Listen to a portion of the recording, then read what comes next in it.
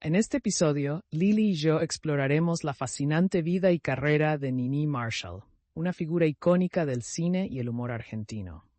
Analizaremos su trayectoria desde sus inicios en el periodismo y la radio hasta su consagración como actriz y comediante, prestando especial atención a su personaje famoso, Catita. Prepárense para un viaje a través de la historia del entretenimiento argentino, lleno de anécdotas, personajes inolvidables y una profunda reflexión sobre la sociedad de la época. Así es, Sofía. Nini Marshall fue mucho más que una simple comediante. Su ingenio agudo, su capacidad para observar la sociedad y reflejarla en sus personajes, la convierten en una figura clave para entender la cultura argentina del siglo XX.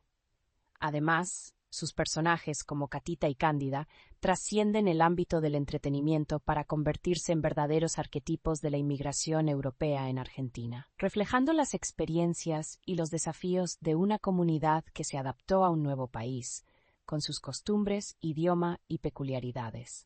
Nos adentraremos en el análisis de sus películas, sus personajes emblemáticos y el contexto sociopolítico en el que se desenvolvió su carrera.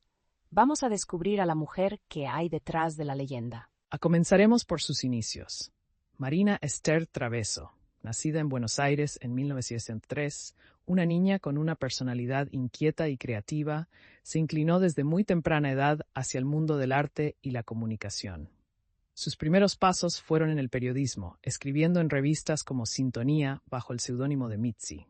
Pero su verdadera vocación se reveló en la radio, donde desarrolló su talento para la comedia. Su talento para la imitación y la observación de la gente la llevó a crear personajes únicos, llenos de vida y realismo. La radio fue un terreno fértil para su creatividad y fue allí donde comenzó a dar vida a algunos de los personajes que más tarde la convertirían en una estrella de cine. ¿Recuerdas la cantidad de programas radiofónicos en los que participó antes de su salto al cine?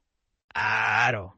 Su incursión en la radio fue extensa y prolífica. Participó en numerosos programas, mostrando una gran versatilidad que le permitió explorar diversos géneros y estilos. Esto la preparó para su posterior éxito en el cine, ya que le dio la experiencia necesaria para conectar con el público y transmitir emociones a través de la voz y la interpretación.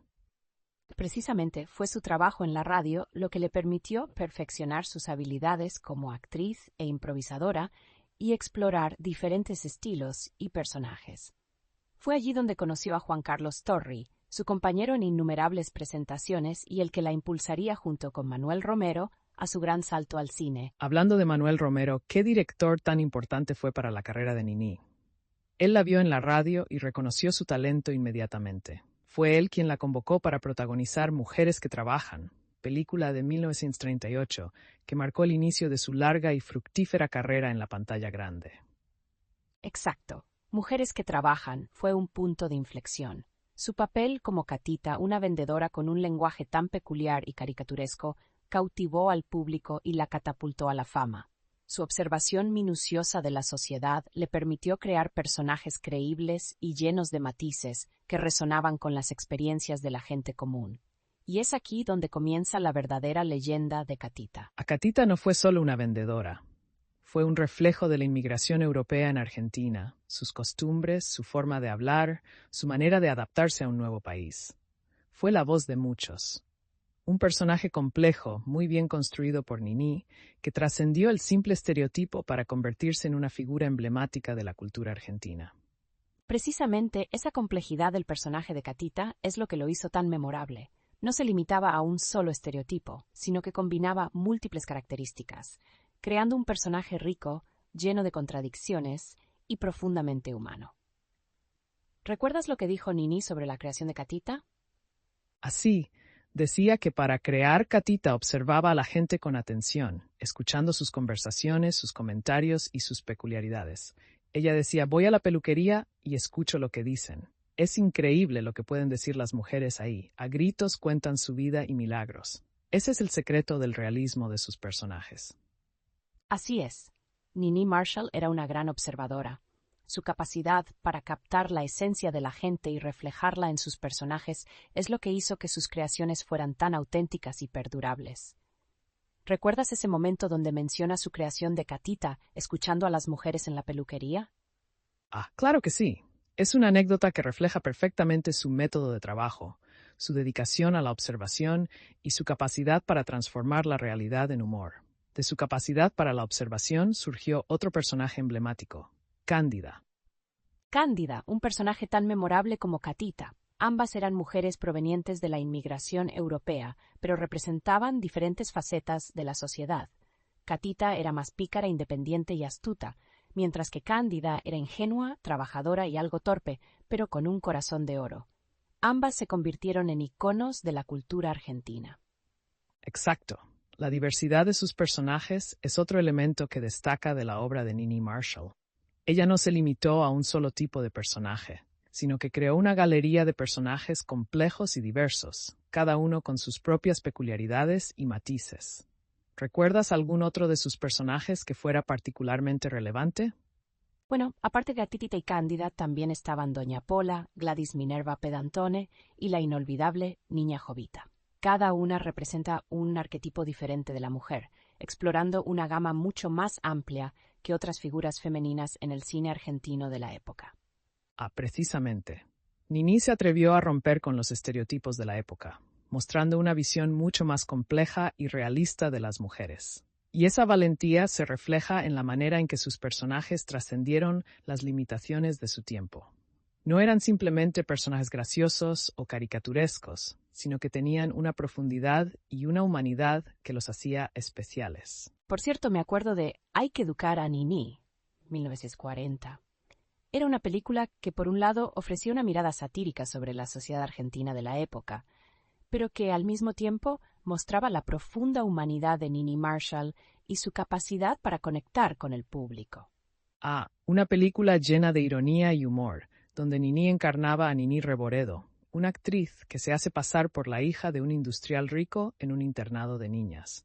Es una película que nos muestra su faceta más personal, más cercana, revelando una sensibilidad humana que pocas veces se ve en los trabajos del cine de la época.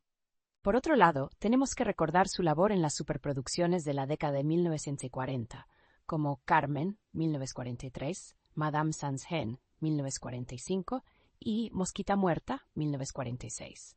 Todas películas que marcaron un antes y un después en la historia del cine argentino. Estas películas representaron un salto cualitativo en la producción cinematográfica argentina. Con ellas, Nini Marshall consolidó su posición como una de las actrices más importantes del país. Sin embargo, esta etapa de su carrera no estuvo exenta de dificultades. En efecto, el gobierno peronista censuró su trabajo por el lenguaje utilizado en sus personajes y la crítica que hacía a la sociedad. Eso le significó un duro golpe a su carrera y la obligó a exiliarse en México. Su exilio en México fue un periodo difícil, pero también sirvió para que explorara nuevas facetas de su talento y se consolidara como una figura internacional. Trabajó tanto en cine como en teatro, creando nuevos personajes y adaptándose a nuevos contextos. De allí surgieron personajes como Bárbara McAdam. Su regreso a Argentina después de la caída del peronismo no fue fácil. La sociedad había cambiado y Nini Marshall tuvo que adaptarse a una nueva realidad. Pero su talento y su carisma continuaron cautivando al público. Sus presentaciones televisivas en la década de 1960, especialmente en Sábados Circulares, la consagraron como una leyenda viviente. Esas apariciones demostraron su inagotable capacidad para renovarse e innovar, conectando con las nuevas generaciones. Su último trabajo cinematográfico fue Qué linda es mi familia, de los 80, con Luis Sandrini. Una película que marcó el fin de una era. No solo por ser su último filme, sino también por la inesperada muerte de Sandrini durante el rodaje. El impacto en Nini Marshall fue enorme hasta tal punto que se negó a ver el resultado final. La vida y la obra de Nini Marshall son una fuente inagotable de inspiración. Su legado trasciende el mundo del espectáculo para convertirse en un testimonio del espíritu innovador y valiente de una mujer que supo romper barreras y dejar una huella imborrable en la cultura argentina. Nini Marshall, una figura irreemplazable. Sin duda, Sofía, su influencia en el humor argentino, en el cine y en la cultura nacional es innegable.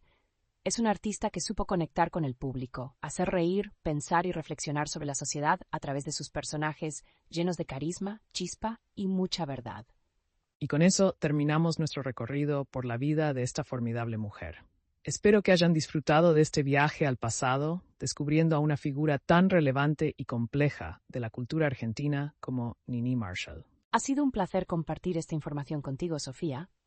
Y ahora, para finalizar, un chiste rápido. ¿Sabes por qué Catita no usaba redes sociales?